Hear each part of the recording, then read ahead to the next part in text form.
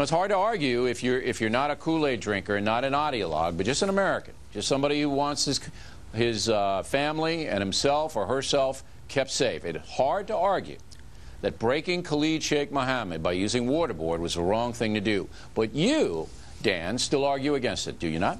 Not just me. John no, but I want to talk about you. Okay. Well, you. John McCain and Colin Powell both argue against waterboard, saying it's illegal and it violates the Geneva Convention. And most importantly, it puts American soldiers at risk.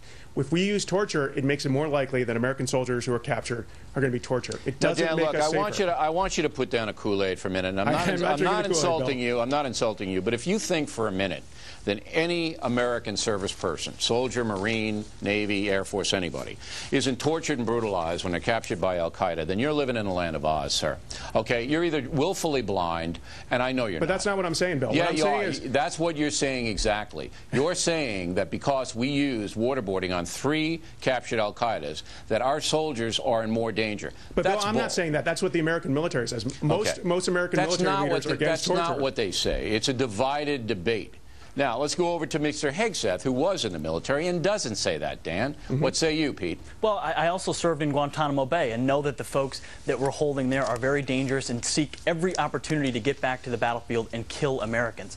And they had intelligence, and Khalid Sheikh Mohammed had a great deal of it. And what we did was do everything we could to make sure that we kept our soldiers on the battlefield in future engagements and here at home safe, because we had the intelligence we needed to pick apart these far-reaching, secretive networks that exist in keeping their mouths shut and not telling us where they are and what they do. All we right. put ourselves so at you risk don't have any aggressively problem, Pete, take them on. You don't have any problem with waterboarding Khalid Sheikh Mohammed, as Dick Cheney didn't have any problem, right? Personally, in this particular instance, I don't. Okay, now, the problem, the beef I have with Vice President Cheney is that the Bush administration let this stuff get out of hand. They let the press define it as torture, and it's debatable whether waterboarding is or not, because it's used, and I think you know this, Dan, in some of our special forces training. Our own people are waterboarded, all right? But they let it get out of hand, Pete. And they also didn't try these people in a timely manner, which, again, gave the image of a gulag in Guantanamo. I've been there twice. You served there. It's not a gulag, but most of the world, Dan, thinks it's a thinks it's a gulag, you know, and that's a big problem. No, for you're us. absolutely right. It's a PR problem. It's been a PR thing from the beginning. Anybody that visits, anybody that sees the ways these guys are treated, understands how far we bend over backwards. My men, in many ways, lived in worse living conditions. Besides the fact that they were guards at the facility than a lot of these guys did in Guantanamo Bay, Cuba. They would yell up to the towers saying, we want to kill Americans. We're going to get back to the battlefield and take you out but they're well fed. They're taken care of. I mean, they have what they need. But they were roughed up right after 9/11 in Gitmo, maybe a few months to a year after they were roughed up. Now, Dan, when you see a guy like this Iraqi journalist throw his shoes and insult the President of the United States, after all the United States has put into building a democracy in Iraq, when you see this, how do you personally react to that? Well, I don't defend it in any way. It's an insult. It's undignified. There is no defense for it. However, the idea that just because we took out Saddam, which was a great thing, don't get me wrong, somehow excuses all the incompetence and the bungling of the reconstruction, which has helped destroy this country.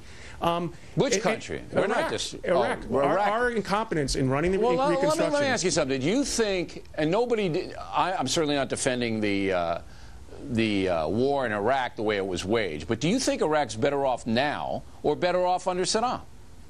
That's a false choice, because it's not a false choice. It's a choice. It's the reality. Because on the one hand, yes, they're better off without Saddam, but they're not better off on the basis of the way we ran the reconstruction. All right, so you're saying that you don't believe Iraq as it is now, with a guy throwing a shoe at the president and not being executed, it's not worse than it was under Saddam. Is that what you're saying? No, I'm saying it's worse than it's much worse than it should have been, because of the Bush administration's incompetence. How do you see that, Pete? No, I think Iraq today, listen, President Bush athletically ducked that shoe coming at him, but thankfully over the last 2 years he stood strong in principle with the surge when others, like many in the far left wing of the Democratic Party, said the surge would fail and would not work. But Bill, I got to correct the record. President Bush opposed the surge for several years. Yeah, I know, but when it came down to crunch time, it was Bush who made the call. It was Bush who stood strong in the face of We're never going to, look, the Iraq thing's an unending debate. But I think we've got to be kept safe, and if Barack Obama is not going to use any coerced interrogation, I'm worried.